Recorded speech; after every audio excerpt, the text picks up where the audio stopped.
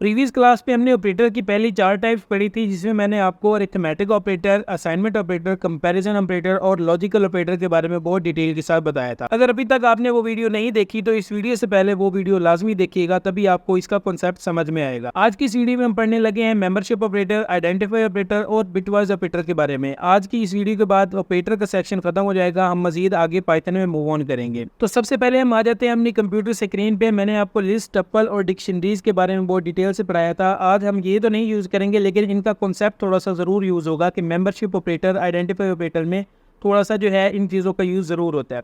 देखिए, सबसे पहले आपको पता होना चाहिए कि जब भी हम कोई लिस्ट बनाते हैं या किसी वेरिएबल में कुछ वैल्यूज़ को स्टोर करवाते हैं तो वो उनके मेंबर्स बन जाते हैं, वो उसका कंटेंट बन जाता है। जैसे मैंने ये लिस्ट 1 बनाई, लिस्ट 1 में मैंने 20, 40, 60, 80 एंड 100 रखा, तो इस लिस्ट 1 के ये मेंबर्स हैं, ये कंटेंट है। इसी तरह टपल में अगर मैंने कोई चीज़ बनाई या कोई और मैं वेरिएबल बनाता हूँ, उसमें मैं बहुत सारी चीज़ें रख देता हूँ, तो वो उसके मेंबर्स बन जाते हैं। ठीक है, अब चलते हैं मेंबरशिप ऑपरेटर्स की तरफ कि मेंबरशिप ऑपरेटर्स कैसे काम करते हैं। इसमें दो ऑपरेटर्स होते हैं, इन ऑपरेटर होता है और नॉट इन ऑपरेटर होता है। ठीक है, इन दो चीज़ों के बारे में हम पढ़ने लगे हैं। सबसे पहले मैं आपको बताऊँ कि मैंने 4 वेरिएबल्स बनाए हैं, मीट के नाम से, वेजिस के नाम से, नंबर्स के नाम से और वॉवल्स के नाम से। इसमें मैंने अपनी मर्ज़ी के जो है वैल्यू स्टोर करवाई हैं, इनकी कंटेंट, इनके मेंबर अपनी मर्ज़ी से स्टोर करवा दिए हैं। जैसे मैंने मीट में चिकन लिखा, मटन लिखा, बीफ लिखा, और इसमें आप और काफ़ी चीज़ें ऐड करवा सकते हो। वेजिस में कैरेट लिखा, पोटैटो, टमाटो और गार्लिक लिखा। ये मैंने अपनी मर्ज़ी से इसमें सारी वैल्यूज़ स्टोर करवाई हुई हैं।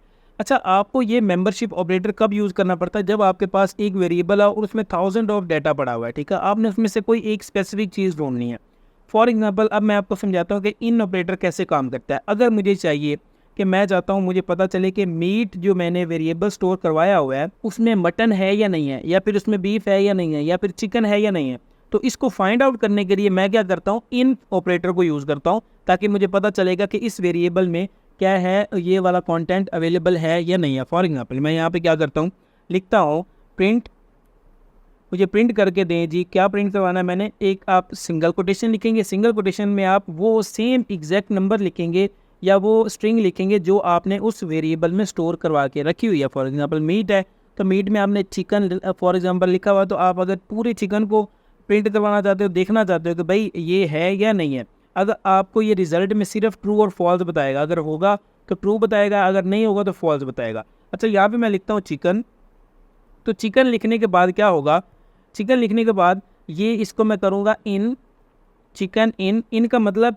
कि ये इसमें है या नहीं है, किस में, जो मैंने मीट का एक वेरिएबल बनाया था। ठीक है, इस चीज़ को आपने ज़रूर नोटिस करना है। एक मैं आपको यहाँ पे बता दूँ कि अगर आपने यहाँ पे सी स्मॉल लिख दिया और ऊपर आपका लार्ज है, तो ये आपकी स्टेटमेंट फॉल्स हो जाएगी। एज इट इज़ आपको लिखना पड़ेगा, जैसे आपने चिकन ऊपर लिखा था वैसे ही आपने नीचे लिखना है। अब मैं क्या ढूंढ रहा हूँ कि अब मैं पाइथन को कह रहा हूँ आपने चिकन को ढूंढना है किस में, इन मीट के वेरिएबल में। ये वेरिएबल है, ये स्ट्रिंग है। ठीक है, इसको ढूंढना है आपने किस में, मीट में। अब इसको जब मैं प्रिंट कराऊंगा तो अगर उसमें है, अब चिकन एज इट इज़ पड़ा है, तो वो ट्रू इसमें क्या करेगा, प्रिंट करवाएगा। देखें, अब मैं फॉर एग्जांपल चाहता हूँ कि भाई मैं इसको अल्फ़ाबेट इसको ढूंढूँ, मैं सिर्फ सी लिखता हूँ कैपिटल। अब मुझे ये बताएं कि क्या सी मीट में है या नहीं है। ऑब्वियसली यहाँ पे सी तो पड़ा हुआ है। अब यहाँ पे मैं देखता हूँ कि सी को ये क्या करवाता है, प्रिंट करवाता है या नहीं करवाता। अब मैं जब इसको करवाऊंगा तो ये क्या करेगा, फॉल्स, क्योंकि हमारे पास सी नहीं पड़ा हुआ। ठीक है, क्योंकि अगर हमारे पास सी अकेला यहाँ पे पड़ा होता, अगर मैं यहाँ पे एक और वेरिएबल जो है सी कर देता हूँ, तो अब क्या होगा। फॉर एग्जांपल, मैंने यहाँ पे क्या किया, सी को क्या करवाया, यहाँ पे भी स्टोर करवा दिया। अब जब मैं इसको रन करूँगा, क्योंकि अब मैंने मीट में स्टोर करवा दिया हुआ है, अब ये ट्रू आएगा क्योंकि अब सी इसमें पड़ा हुआ है। ठीक है, अब अगर मैं देखना चाहूँ कि नंबर्स में, फॉर एग्जांपल मैं यहाँ पे लिखता हूँ, तो एक मुझे पता चले कि जो नंबर है, जो मैंने नंबर्स लिखा हुआ है उसमें 20 है या नहीं है, कि मैं यहाँ पे लिखूँगा फिर स्मॉल ब्रैकेट, फिर मैं सिंगल कोटेशन, यहाँ पे लिखता हूँ मैं 20। अब यहाँ पे मैं उससे पूछता हूँ कि है या नहीं है 20 इन, अब इन किस में लिखेंगे, in numbers, numbers as it is आपने लिखना है जैसे मैंने नंबर्स लिखा हुआ है। अगर आप नंबर में भी स्मॉल लिखेंगे तो उसको आइडेंटिफाई नहीं करेगा, आपको एरर शो करवाएगा। अब आपको मैं ये स्मॉल करके दिखाता हूँ कि अगर आप इसको स्मॉल या कैपिटल में लिखते हैं तो आपको एरर कैसे शो करवाएगा। देखें, ये आपको उसने एरर शो करवा दिया कि भाई आपका ये नंबर्स जो है ये तो कहीं पे डिफाइंड ही नहीं है। तो ऑब्वियसली हमने स्मॉल जो है एन लिखा है, यहाँ पे हम जब इसको कैपिटल करेंगे तब उसको पता चलेगा कि हाँ जी ये वाला नंबर्स है जो हमने यहाँ पे वेरिएबल बनाया हुआ था। ये नंबर और ये वाला नंबर अब सेम हुआ है। अब जब इसको हम क्या करेंगे, प्रिंट करवाएंगे तो ये क्या करेगा, इसको फॉल्स करवाएगा। क्यों?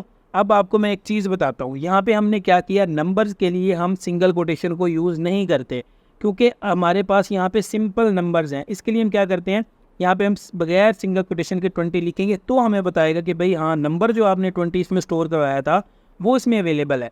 आपको इन दोनों का मैं डिफरेंस बताता हूँ। अब ये ट्रू आएगा। क्यों?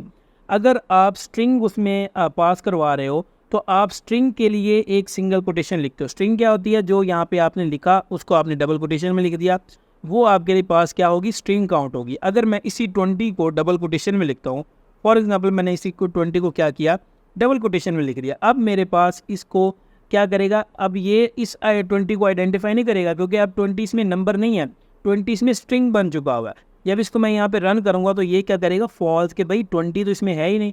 हाँ, जब मैं इसको भी सिंगल कोटेशन में लिख दूंगा, सिंगल कोटेशन में लिखूंगा तो उसको आइडेंटिफाई करेगा, हाँ यार ये जो स्ट्रिंग 20 के नाम से थी वो तो इसमें अवेलेबल है। अब यहाँ पे देखें ये सेम चीज़ है, ठीक है। अब ये क्या करवाएगा, इसको ट्रू जो है प्रिंट करवाएगा।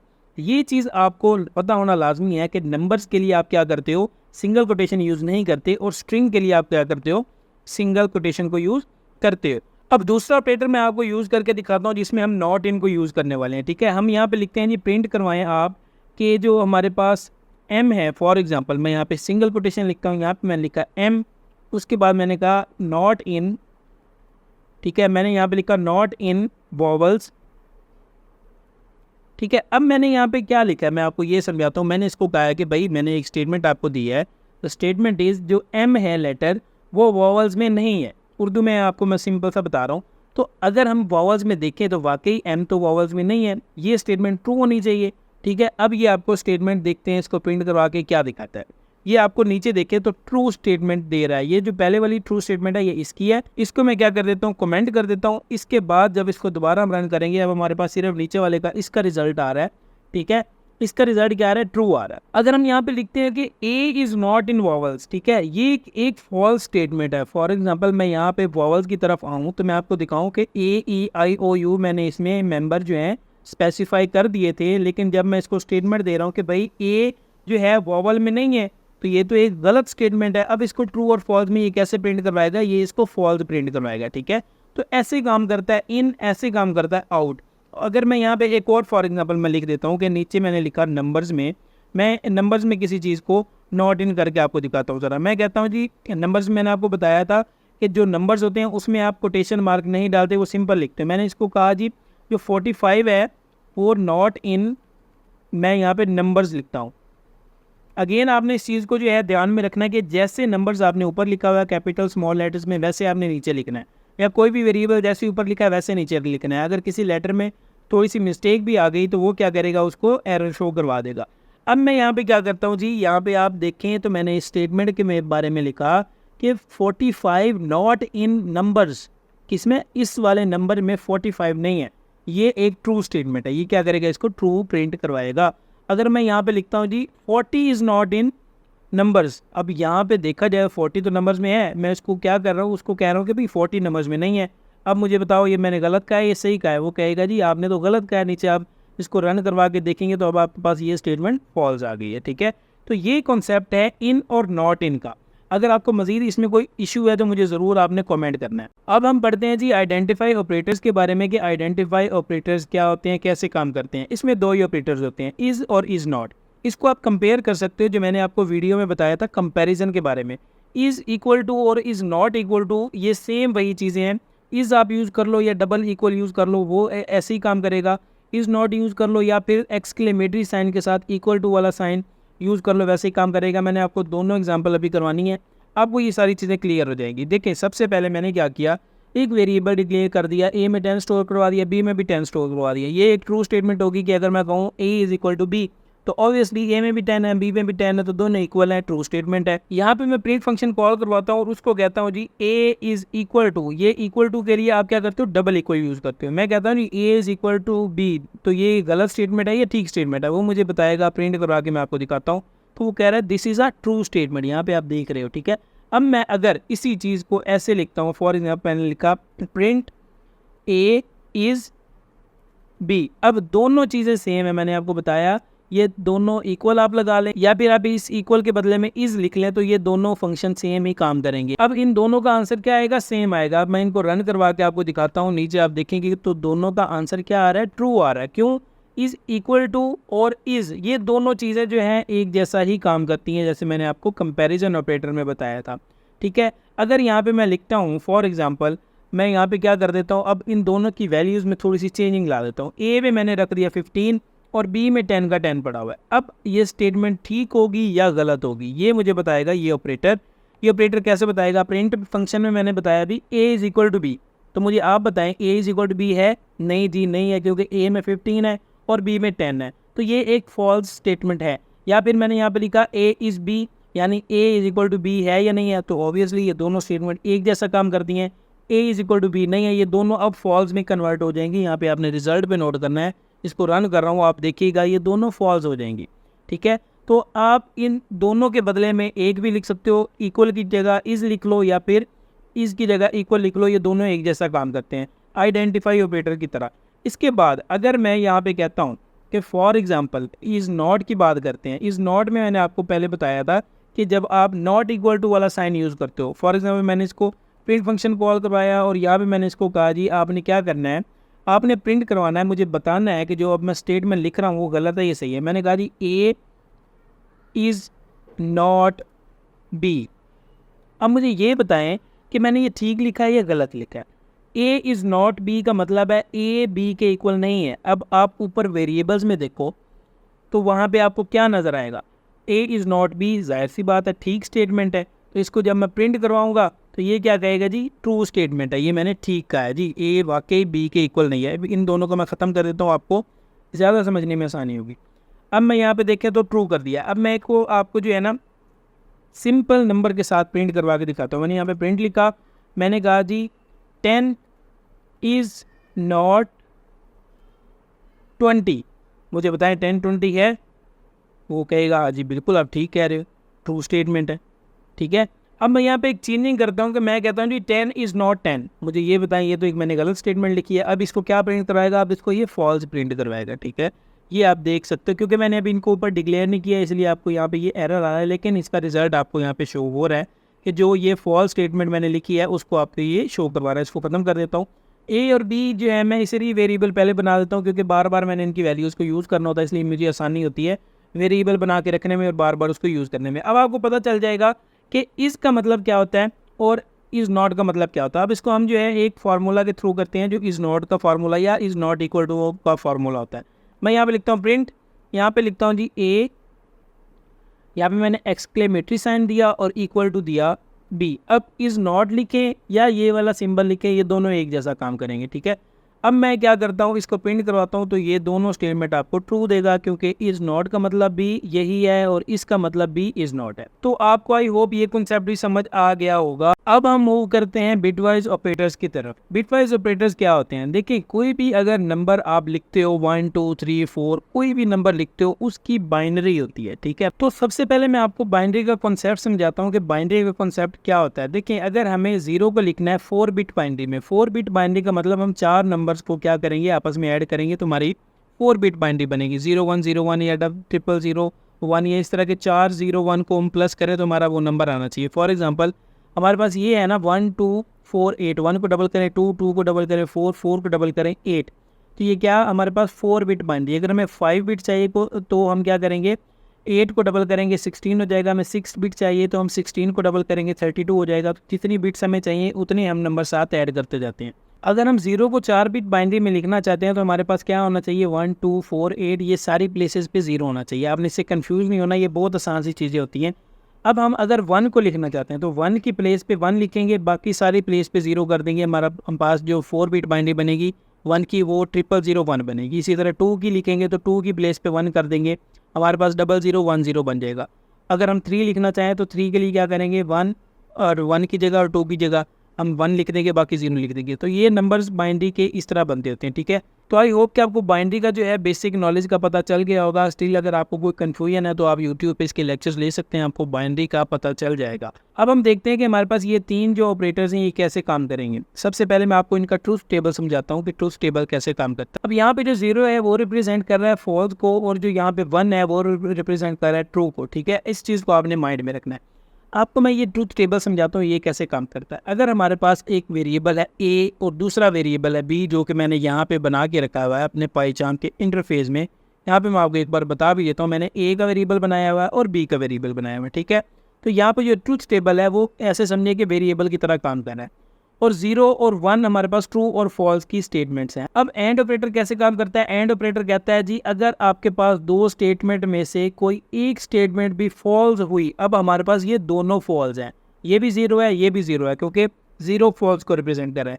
एंड ऑपरेटर कहता है अगर आपके पास कोई भी एक वैल्यू भी अगर आपकी फॉल्स हुई तो मैं आपका रिजल्ट क्या करूँगा, फॉल्स या 0 प्रिंट करवाऊँगा। इसके बाद वो कहता है ये दूसरी भी स्टेटमेंट वही है कि अगर आपके पास एक ठीक है, चाहे ये 1 ट्रू आ रहा है लेकिन आपके पास एक गलत आ रहा है, तो फिर भी मैं इसको क्या करूँगा, इसको फॉल्स ही प्रिंट करवाऊँगा। और दूसरी तरफ अगर आपके एक दूसरी साइड पे सही आ रहा है, तीसरी साइड पे आपका क्या रहा है, गलत आ रहा है, तो फिर भी मैं गलत प्रिंट करवाऊँगा, इसको फॉल्स प्रिंट करवाऊँगा। लेकिन लास्ट इसकी एक ही स्टेटमेंट ट्रू जो होती है प्रिंट होती है, वो ये स्टेटमेंट है कि अगर आपके दोनों ट्रू हैं तो मैं आपका ट्रू क्या करूँगा, प्रिंट करवाऊँगा, ठीक है। इसकी एग्जांपल मैं आपको अभी समझाता हूँ थोड़ी देर में। इसके बाद हमारे पास और ऑपरेटर कैसे काम करता है। और ऑपरेटर कहता है कि अगर आपके पास एक वेरिएबल ए है और दूसरा वेरिएबल बी है, और अगर आप इन दोनों में कंपैरिजन करते हो तो अगर आपकी कोई एक वैल्यू भी ठीक है, तो और ऑपरेटर कहता है कि अगर आपकी कोई एक वैल्यू ठीक है तो मैं क्या करूँगा, आपका रिजल्ट ठीक प्रिंट करवाऊँगा। यहाँ पे क्या है, दोनों पहले वाले केस में दोनों अगर आपके पास गलत है तो वो क्या कहेगा जी, आपका रिजल्ट फॉल्स है। लेकिन यहाँ पे क्या है, एक स्टेटमेंट ट्रू है एक स्टेटमेंट फॉल्स है, तो वो कह रहा है भी मैं इसको ट्रू ही क्या करवाऊँगा, प्रिंट करवाऊँगा। यहाँ पे क्या है, पहली स्टेटमेंट ट्रू है दूसरी स्टेटमेंट फॉल्स है, तो वो कह रहा है मैं इसको क्या प्रिंट करवाऊँगा, ट्रू प्रिंट करवाऊँगा। लास्ट में क्या कह रहा है, दोनों ट्रू है तो मैं इसको भी ट्रू ही प्रिंट करवाऊँगा, ठीक है। ये और का फंक्शन होता है। एंड में क्या होता है, एंड में कहता है अगर आपकी एक भी स्टेटमेंट गलत है तो मैं आपका गलत प्रिंट करवा दूंगा। अब आपका एक्सोर ऑपरेटर कैसे काम करता है। एक्सोर कहता है जी अगर आपके पास दोनों फॉल्स है तो मैं उसको ट्रू प्रिंट करवाऊंगा, या अगर आपके पास दोनों ट्रू है तो मैं उसको ट्रू प्रिंट करवाऊंगा। अगर कोई एक भी गलत है या दोनों एक जैसे नहीं है तो मैं उसको फॉल्स प्रिंट करवाऊंगा। हमारे पास ये 3 डिफरेंट कंडीशंस हैं। यहाँ पे एंड में क्या होता है, एंड में कहता है जी अगर आपके पास एक भी स्टेटमेंट गलत हुई मैंने फॉल्स प्रिंट करवाना है। और मैं क्या कहता है, अगर आपके पास कोई एक स्टेटमेंट ठीक हो जाती है तो कोई बात नहीं, मैं उसको क्या करूँगा, ट्रू प्रिंट करवाऊंगा। मैं इसके भी आपको एग्जांपल भी देता हूँ। और हमारे पास वो कहता है अगर आपके पास कोई एक स्टेटमेंट भी गलत है या फिर दोनों ठीक हैं या दोनों गलत है तो मैं ट्रू प्रिंट करवाऊंगा। इसकी हम एग्जाम्पल्स अब देखते हैं। और एंड हमारे पास कैसे काम करता है, मैंने आपको बताया एंड काम करता है जी अगर आपके पास कोई एक स्टेटमेंट भी गलत है तो उसको फॉल्स प्रिंट करवाता है या 0 प्रिंट करवाता है। यहाँ से हम स्टार्ट करते हैं। यहाँ पे देखें जी एक क्या है, हमारे पास 0 है दूसरा 1 है, तो हमारे पास रिजल्ट क्या है 0, ठीक है, क्योंकि एक गलत है एक सही है। यहाँ पे भी क्या है, एक गलत है तो इसने गलत ही प्रिंट करवाना है। अब दोनों ठीक है, जब तक दोनों ठीक नहीं होते यहाँ पे देखें और यहाँ पे देखें इसका रिजल्ट ठीक आया। दूसरा अगर हमारी एक गलती उसने 0 प्रिंट करवाया, फिर एक गलती 0 प्रिंट करवाया, जब तक दोनों ठीक नहीं हुए उसने दोनों जो है प्रिंट ट्रू नहीं करवाए। यहाँ पे एक एक दोनों बराबर हुए तो उसने एक प्रिंट करवाया, ठीक है। अगर हमारे पास दोनों गलत है तो वो क्या करेगा, दोनों को गलत प्रिंट करवाएगा, फॉल्स प्रिंट करवाएगा। हमारे पास और फंक्शन कैसे काम कर रहा था, और मैंने आपको बताया था कि वो कहता है कोई बात नहीं अगर एक भी ठीक हुआ तो मैं आपको ओके या फिर ट्रू प्रिंट करवा दूंगा। यहाँ पे एक ठीक है तो इसने क्या किया, 1 प्रिंट करवा दिया। यहाँ पे भी एक ठीक है इसने 1 प्रिंट करवा दिया। यहाँ पे दोनों ठीक है तो उसने क्या किया, 1 प्रिंट करवा दिया। यहाँ पे एक ठीक है तो उसने प्रिंट करवा दिया। यहाँ पे भी एक ठीक था उसने 1 प्रिंट करवा दिया। यहाँ पे दोनों ठीक थे लेकिन यहाँ पे दोनों गलत है, उसने क्या किया, यहाँ पे 0 प्रिंट करवाया सिर्फ। बाकी जिस जगह पे 1 आया उसने वहाँ पे उसको प्रिंट करवा दिया। इसके बाद एक्सोर का सेम फंक्शन, जब तक आपके दोनों जीरोज़, ये देखिए दोनों जीरोज़ दोनों वंस, दोनों जीरोज़ और फिर दोनों वंस, दोनों जीरोज़ और दोनों वंस, बाकी हर जगह पे 0 है। सिर्फ जहाँ पे 2 0 2 1 है, 2 0 2 1 है, वो एक्सोर ओके या फिर ट्रू प्रिंट करवा रहा है। अब मैं आपको इसका जो है कोड समझाता हूँ कि पाईचार्ट में इसका कोड कैसे काम करेगा। सबसे पहले अगर मैं इसकी बाइनरी को देखना चाहूँ कि भाई मेरे पास जो नंबर्स हैं इनकी बाइनरी क्या है, यहाँ पे मैं प्रिंट फंक्शन को कॉल कराऊंगा, स्मॉल ब्रैकेट लिखूंगा, यहाँ पे मैं बिन लिखूंगा। बिन एक ऐसी चीज़ है जो आपको कैलकुलेट नहीं करनी पड़ती।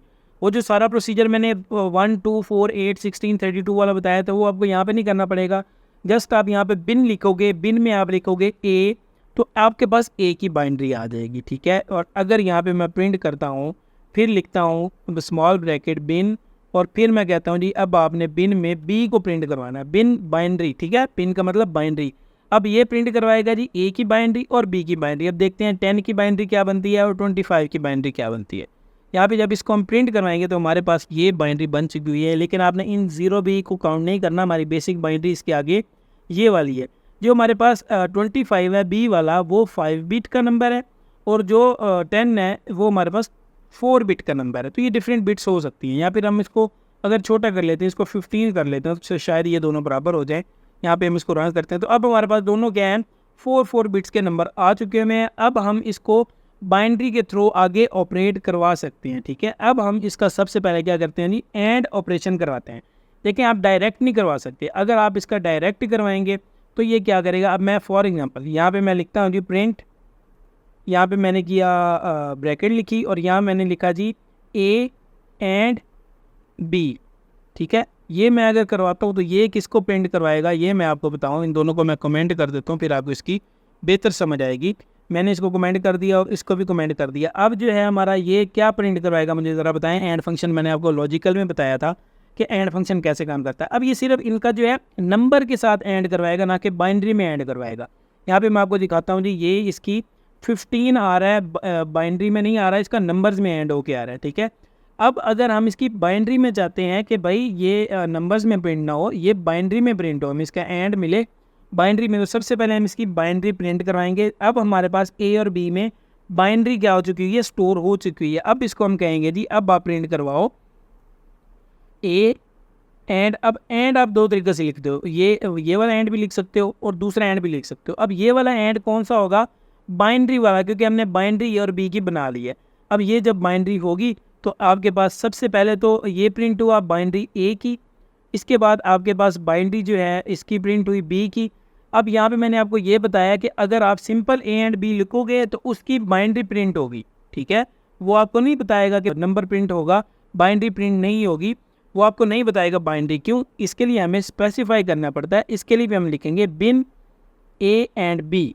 यहाँ पे अब हमारे पास ये फंक्शन कैसे कॉल करवाएगा, अब ए और बी की बाइनरी को वो लिखेगा। अब जब इसको रन करेंगे तो वो इसका एंड करके हमें बता देगा। अब यहाँ पे मैं आपको एंड भी समझा देता हूँ।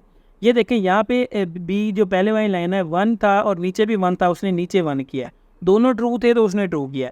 आगे वाला 0 1 था, उसमें एक फॉल्स थी, उसने फॉल्स किया। आगे वाले दोनों 1s थे, यानी दोनों ट्रू थे, उसने 1 लिखा। फिर 0 1 था, एक फॉल्स थी, उसने उसको 0 बना दिया। ये एंड फंक्शन ऐसे काम करता है। इसी को आप वैसे भी लिख सकते हो। अगर यहाँ पे आप लिखते हो प्रिंट, उसके बाद स्मॉल ब्रैकेट आपने लिखा, स्मॉल ब्रैकेट में आपने लिखा बिन, बिन का मतलब बाइनरी, स्मॉल ब्रैकेट। ये अब स्मॉल ब्रैकेट ये वाली बाइनरी की है। अब यहाँ पे हम लिखेंगे ए, यहाँ पे लिखते हैं एंड, और फिर लिखते हैं बी। अब ये दोनों एंड एक जैसे ही होते हैं, आप चाहे ये वाला लिख लो या फिर ये वाला लिख लो। इसको हम रन करवाएंगे तो हमारे पास सेम आंसर ही आएगा, इसमें आपको कोई प्रॉब्लम नहीं आएगी, ठीक है। अब हम क्या करते हैं, अब इसने क्या किया था बेसिकली, ये जो आंसर आया है इसको दोबारा इसने ऐड करवा दिया, ठीक है। तो ये आपने इस चीज़ से थोड़ा घबराना नहीं है। अब मैं आपको बताता हूँ और फंक्शन कैसे काम करता है।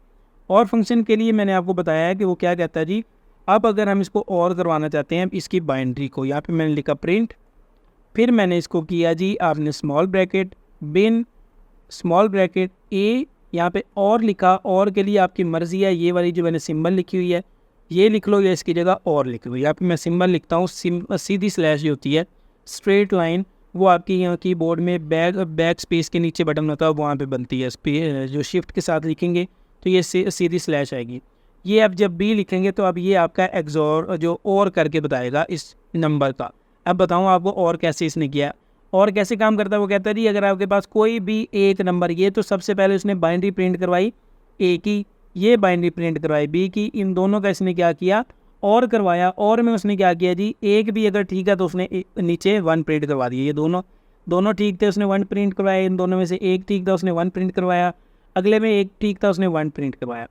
अब हम एक्सोर देखते हैं, एक्सोर कैसे काम करता है। एक्सोर मैंने आपको क्या बताया कि जब तक दोनों गलत नहीं होंगे वो ये ट्रू प्रिंट नहीं करवाएगा, या दोनों ठीक नहीं होंगे वो ट्रू प्रिंट नहीं करवाएगा, ठीक है। या दोनों गलत हों तब वो ट्रू प्रिंट करवाएगा, या दोनों ठीक हो वो तब दोनों जो क्या करेगा, ट्रू प्रिंट करवाएगा। अब हम क्या करते हैं, यहाँ पे लिखते हैं जी प्रिंट। इसके लिए सिंबल भी लिख सकते हैं, एक्सोर भी लिख सकते हैं। आप सिंपल प्रिंट लिखें, उसके बाद स्मॉल ब्रैकेट, फिर आप लिखें बिन। बिन लिखना लाजमी है जब आप बाइनरी में कर रहे हो। फिर स्मॉल ब्रैकेट, यहाँ पे लिखें ए, और अपर स्कोर जो होता है वो 6 का अपर स्कोर आप ऊपर नंबर लाइन देखें, शिफ्ट के साथ 6 दबाएंगे तो आपका ये वाला सिंबल आएगा। यहाँ पे बी लिखेंगे तो अब ये इसका क्या करेगा, एक्सोर करके दिखाएगा। इसको हम क्या करते हैं, ख़त्म कर देते हैं। अब इसका एक्सोर करके वो दिखाएगा। अब आपको ये आइडिया होना चाहिए कि यहाँ पे क्या बन रहा है, ठीक है। तो इसने क्या किया, एक्सोर पर फंक्शन कॉल करवा दिया। अब हमारे पास ये असाइनमेंट है कि आपने भी कुछ एक्सोर और दूसरे जो नंबर्स हैं उनका आपने ये वाले बिट वाइज ऑपरेटर को यूज़ करके आपने इसको यूज़ करना है। और मुझे अपनी असाइनमेंट आप व्हाट्सएप भी कर सकते हैं, 030814920025 नंबर है मेरा व्हाट्सएप। तो आपने क्या करना है, इसमें मुझे व्हाट्सएप कर देना। तो आई होप हमारा जो ये ऑपरेटर वाला सारा सेशन था ये आपको समझ आया होगा। मज़ीद वीडियोज़ के लिए आपने मेरा चैनल सब्सक्राइब करना है, और आने वाले वीडियोज़ के लिए अपने बेल आइकन को प्रेस करना है। इस वीडियो को लाजमी लाइक कीजिएगा।